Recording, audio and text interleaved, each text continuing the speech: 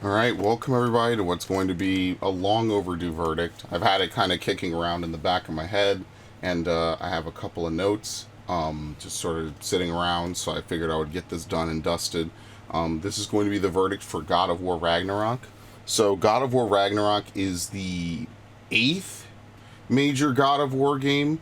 It is the sequel to 2018's reboot of the series, God of War, and it is the conclusion to the Norse era of God of War games. So, like previous God of War games, you mostly play as Kratos. You run around, it's an action-based game. There's some amount of quick time events. There's different ways for you to hack and slash and beat up enemies and take advantage of your environment to defeat whoever you're facing down. Much more in the vein of the last God of War game, you are able to freely explore the world. It's not like completely open world, but you can backtrack, you can bring previous abilities to earlier areas to unlock new upgrades. They have the usual upgrades for health, upgrades for your weapons. There's, grinding, you can pick up items, there's optional fights, there's side quests. It's pretty much what you would expect from a modern open world game. Which I think is one of the big positives to this game. So the first major thing I would say is the quality of this game is pretty immense. It's pretty damn good, right? So whereas God of War has never really shirked on quality, I think the number one thing that this game really has going for it is the complexity and depth of almost every aspect of it. Graphically, this game looks really good. I even played this on a PlayStation 4, like the base model, and this game, other than maybe having slightly longer loading times, it feels like it was made for the PS4 a little bit, I guess, which is good because it definitely really pushed it. It pushed it to its limits, which I really like. But other than that, I think that God of War Ragnarok plays perfectly fine on the PlayStation 4. I didn't really have any major problems, and I really enjoyed it. But first of all, the complexity of the gameplay is probably the number one star example of it, which has always been God of War's strong suit, besides just, the gore, the graphics, things like that. But the gameplay has almost always been solid behind a lot of these games. Now, much like God of War 2018, this is a sort of over-the-shoulder, kind of behind Kratos camera angle that you will mostly use throughout the game. You have two different weapons to choose from initially, and then later on you get a third one. You have your Leviathan Axe, which is kind of like the main weapon of the series right now. There's the Blades of Chaos, which returned from the previous game. And then lastly, you get a spear later on. The shield, which was useful in God of War 2018, now has different versions and variants. So there could be one that lets you tank attacks a little bit more effectively. There could be others that are more based around parrying and making it so you could parry enemy attacks more efficiently, and which is pretty good. There's also the Spartan Rages in this game, whereas in the last game it was just simply you could punch and you could get health back. There's now 3 different variations of it, one of which is like a parry heal, which can be used, and if you get hit really soon after you use it, you get extra healing back. Things like that really just add to the complexity. It really adds to the depth of the gameplay and allows you to customize how you play with Kratos a little bit more. I guess one of the other big things is that there are certain parts of the game where you will take control of Atreus, which are mostly just for story. It's cool to have a little bit of diversity, nothing wrong with having some different character gameplay. And Atreus is also fully upgradable. You can upgrade different aspects of Atreus and Kratos, as well as some other characters that help them out along the way, which is always pretty fun. The gameplay mostly stays the same when you play as Atreus, but because he uses a bow instead of, melee weapons and the Blades of Chaos, it's a little bit different, right? But yeah, the gameplay is pretty good. It's mostly just from over the shoulder, you can lock on enemies, you fight groups of enemies at once, parrying, all sorts of stuff. The kind of stuff you would see in, like, most games in the last decade is in this game, which is pretty good because it's very refined. I think that blocking is actually pretty effective in this game, which is nice because a lot of times I play games like Final Fantasy VII Remake where I feel that blocking is just not very effective at all, and that's fine. So there's also now different moves that you could use on your weapons. Before, there was, you could press triangle and it would like summon back your axe if you threw it or something like that. Now you can press it to unleash different attacks based on what weapon you have equipped. So for example, depending on what buttons you have pushed, like if you have the Blades of Chaos out, you could start like a windmill attack where you're holding it and you're charging it up.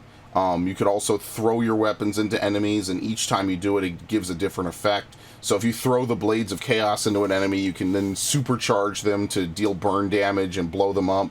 If you throw the axe, you could freeze enemies, things like that. You also can jump off of cliffs. If you're on like a ledge that's higher than your enemy, you could jump off and deal big damage by jumping down onto them and landing with a thud using your weapon. So it's all sorts of crazy stuff like that that really lends itself to adding to the gameplay, right? It's everything you would want out of a sequel. I think God of War 2018 was a very solid game when I played it last year, and as with any sequel, you always want to see more. You want to see bigger, you want to see badder, you want to see more complexity.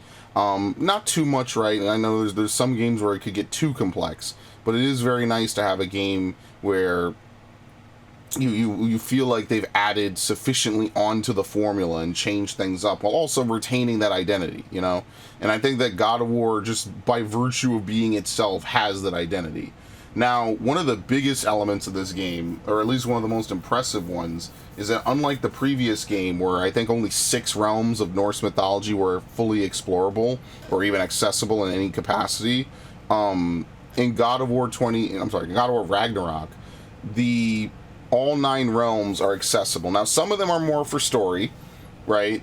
But all 9 realms of Norse mythology are accessible in this game. So you'll be going to all of them at some point, either for plot or for, side quests. Now, some of them have more attention put into them than others, right? There are maybe like 4 or 5 main ones that you'll be spending time in. But it is still really cool to see that they fulfilled that promise. I didn't feel like any, the ones that were made for story, I felt like it was okay that they were treated more as story areas than open world. And there's still a lot in this game. It's a pretty long game, all things considered. Like, this is easily a 40 to 60 to, possibly even 70-hour game, especially if you want to do everything in it. Now, that said, they added a whole bunch of things like traversal for the environment as well, so you could use the Blades of Chaos because you have them almost from the start in this game. You could use the Blades of Chaos to like whip around areas, to grapple, to lasso. Very much similar to like original God of War games, which is kind of cool to see that get referenced. And speaking of which, original God of War games, there's a lot of references and both dialogue, especially the dialogue, to original, like the previous series of God of War games set in Greece, which is kind of cool. I wouldn't say that it's actually like mandatory reading, as I would put it, even though it's a game, right? So it'd be like mandatory playing. I wouldn't say it's mandatory that you know what happens. I just think it's cool that like they give you enough context in a lot of these cutscenes without, obviously me going too deep into it, for me to really say like, it's cool that they reference that, and they give you that context, like hypothetically, if you've never played those games, which is interesting. But yeah, God of War Ragnarok as a sequel, for I guess just to briefly give an overview of the story, takes place a couple years after the original. I think it's like 3 years-ish. So Atreus and Kratos are still, I'm sorry. Atreus and Kratos are still doing their thing. They know that Ragnarok is coming because of what they've seen at the end of God of War 2018. At the same time, they're still pursued by Freya, who's pissed at them for murdering her son. There's a lot of very crazy stuff going on here. And as we know, at the end of God of War 2018, Atreus is worried that Kratos will die as a result of Ragnarok. And so the plot picks up immediately from there. Basically, events start to get put into place, which sets Kratos once again on the warpath, as usual, to basically save his son, to stop his son from engaging any further in this warfare that he sees as pointless, and just in general, just wanting to live a peaceful life, as troubles just seem to find them, as opposed to them going out and finding troubles. And from there on, the game just sort of takes off. The game just has a very, very non-stop story, which is cool. It goes to a lot of different places. You meet a lot of different characters that were either mentioned in the first game or actually did appear in the first game. As I said, you play as different characters. You play as either Atreus or Kratos, which is kind of cool that you switch between them. One thing that's cool is that, you know, there's not a lot of loading outside of changing world areas, which is interesting. You know, like I said, the PS4 doesn't really have, it has longer loading times than PS5. I've seen a little bit of PS5 gameplay for it, but it wasn't unbearably long, you know? Like some early PS4 or some early, you know, like Valhalla, for instance, which is an early early PS5 game, a late PS4 game. That doesn't, you know, that had longer loading times. This doesn't really have that, which is cool. Obviously, it's more made for PlayStation hardware, so, you know, it kind of works out in that regard. Beyond that, God of War, I mean, I guess graphically it's pretty good. I mean, I always feel weird talking about graphics, to be honest with you, because, like, at this point, like, I don't feel like most games are picking between graphics and gameplay, you know? I feel like that's kind of something that used to happen back when we were, you know, 10 years ago. I would say younger, but, you know, I don't know how old you are. You know, back when we were younger, it would take a long time for games to get to that point. So, rather than that, I think that the biggest thing to say about it would be the solidness and the fluidity of the gameplay and of melee combat, or switching between melee and doing some ranged abilities. You still have runes and things like that that you can use. And really just building on the complexity of the God of War storyline, which I think is probably the best part about it. You know, especially for me, I played all the God of War games at this point for the channel. The complexity of the gameplay is definitely one of the major elements to it, and that's one of the things I really like about it a lot. Now let's talk about the negatives. This game, by far, handholds the fuck out of the player. And it's become a meme, so it kind of doesn't really need any of an introduction. But they basically don't trust you to figure out a good chunk of things. The game will just flat out blurt out the fucking answer to any puzzle it throws in its way. And I mean, if the game is just going to tell you how to solve a puzzle unprompted, then what is the point of having a puzzle? I mean, a puzzle in a game is, yeah, you know, it's a moment to stop, it's a moment to think, which is cool. That's what makes it interesting, you know, and it's the most basic element of gameplay to have to stop and think out and figure out a puzzle. And this game flat out does not trust you. It just does not. It will yell at you what moves to use, just, I guess, because they're afraid of players not really understanding what to do, which is kind of interesting because this game is not very easy with the combat. Like, there's definitely easy moments for you to lose lots of health if you're not blocking or if you get comboed, things like that. But then, so I guess maybe they feel the need to yell out things like shield bashing and shield striking and things like that.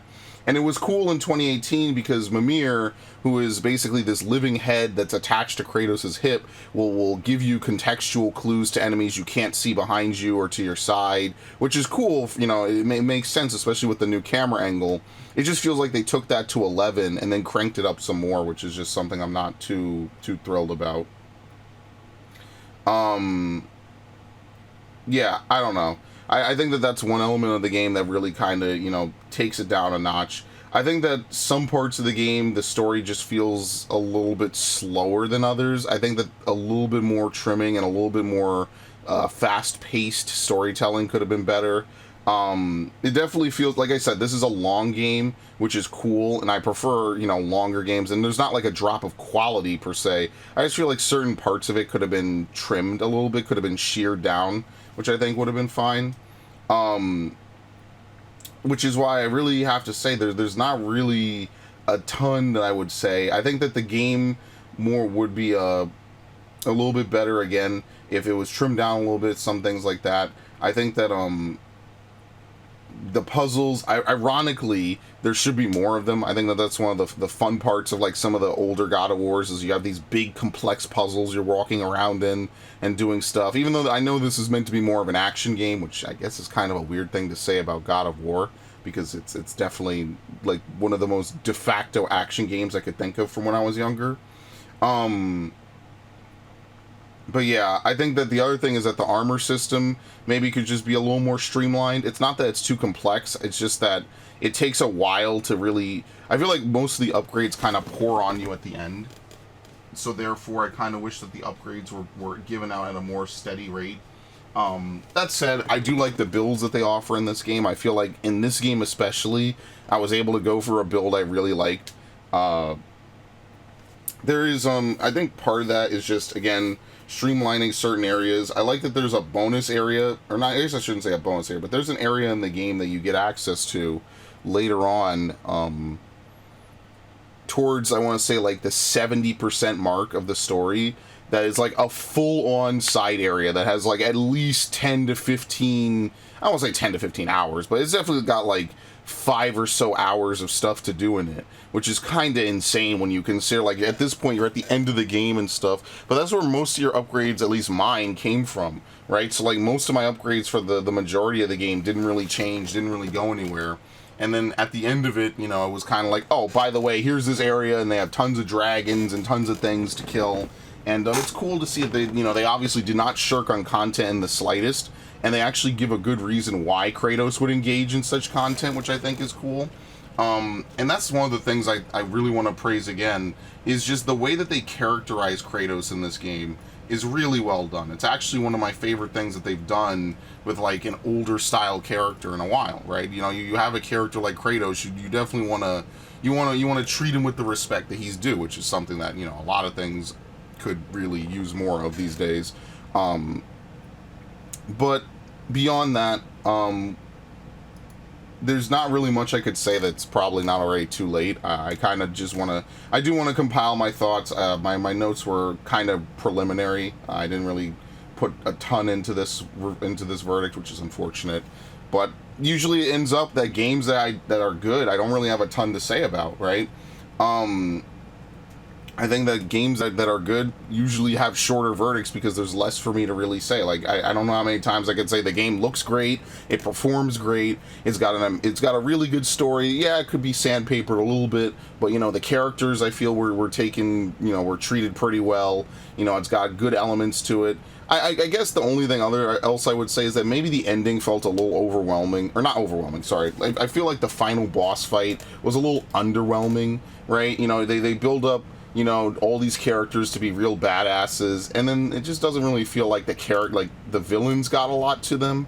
That's not to say that they're two-dimensional. There's definitely like a lot of good character moments, a lot of interesting things that they do with them, but it's just, you know, I feel like a lot of the attention was given to the heroes. I feel like maybe having a more complex, more like epic finale, more traditional God of War, more Kratos going man mode at the end would have been cool. Maybe that's just like a little bit of a minor nitpick. I don't think that that's like a serious thing that made me not like the story anymore. But, you know, there's definitely a charm to seeing Kratos jump into the fray, you know, and fight these really big enemies. I mean, that's like literally like the plot of 5 or 6 games in this series history, right? And this series going back to what, 2005? Is Kratos, you know, doing crazy shit. And he does it in this game, and he does it more in 2018. And I guess you could argue that this is like a retirement game. So, like, it kind of makes sense, especially with the plot, that, like, older Kratos is just not going to do as much crazy shit. But, you know, you definitely want to see some more of that, you know? Even if it's not, like, God of War 3 levels of rage and annoyance and pissed off Kratos. It would have been cool to see that a little bit more in the story.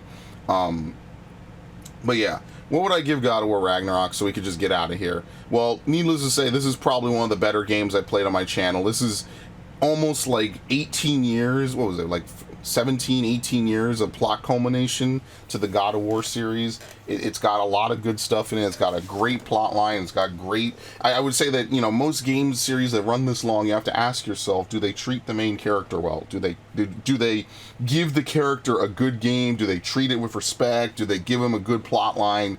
And this time around, I have to say, yeah, I think they did. I think they gave Kratos a really good plot line. It's a really good addition to the game. And if this is the last game in the series, which it won't be, but, you know, let's hypothetically say, then I think it's a good send-off to God of War, which is probably what people would have said, you know, 13 years ago with God of War 3. But, I mean, that's really what I'm saying, is that it's cool to see this character be reimagined in a brand new light with, you know, new gameplay to reflect it. I think that alone is one of the strongest, you know, there were definitely some good moments in this game, including one moment I've talked with my friends that, you know, it's almost a tearjerker, you know, to see this character that, I guess, with, you know, out of the game world, right, has forever been seen as this, like, action hero, rage monster, you know, to see him be recontextualized successfully as a likable, lovable, you know, more soft-sided character, but who still has his edge, right? They didn't turn him into a softie, but to see this side of him be brought out and fleshed out, and him try to deal with issues that cannot just be solved by decapitating everything in front of him is an interesting twist, and I actually really like that. I like how they treated Kratos, and ironically, in a game series called God of War, they humanized him, and they made him probably very relatable, and I actually like that a lot about what they've done. And that said, you don't need to feel like the previous 6 games prior to the Norse duology are required, which is good. So that can only be better, right? So what would I give God of War Ragnarok? Easy. This one gets like a 96. Easily. I think that they just needed more puzzles. I think that they needed the gear upgrade to be spread out just a little more. Again, and then, what was it? Oh yeah, they need to stop fucking telling you how to play the game. I think that that's one of the most annoying things.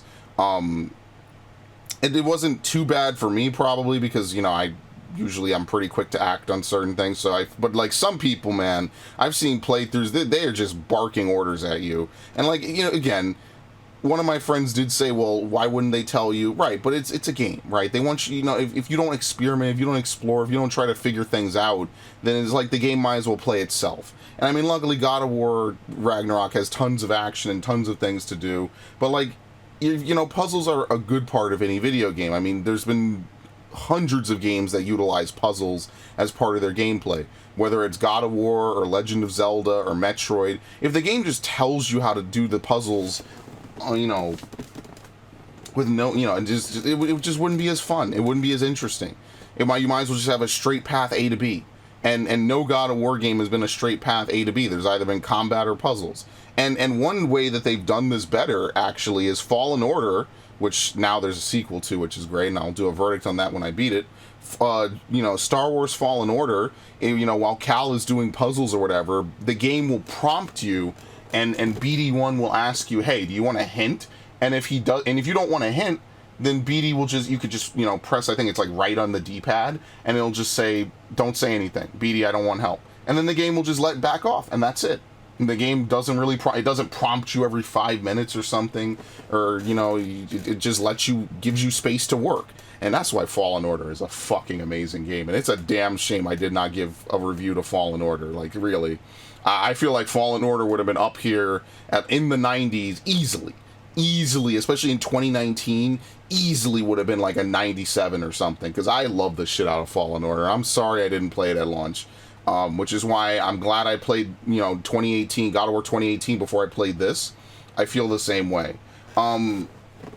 I would have probably given, now that we're talking about hypothetical verdicts that never happened, I feel like I would have given God of War 2018 a very similar a very similar score. I think the one thing that I would have given it a little bit of points docked off for is it's very hard to heal in God of War 2018, and they kind of address that in this game by giving you charges of Spartan Rage that you could use to heal. Like I said, I think that's one of the biggest combat redefiners, because essentially it gives you a parry that if you get hit by certain attacks, you could just heal right through it, and you get more healing for parrying it, which is kind of cool. But yeah, easily 96, love it, and I'm going now. Thank you. Goodbye.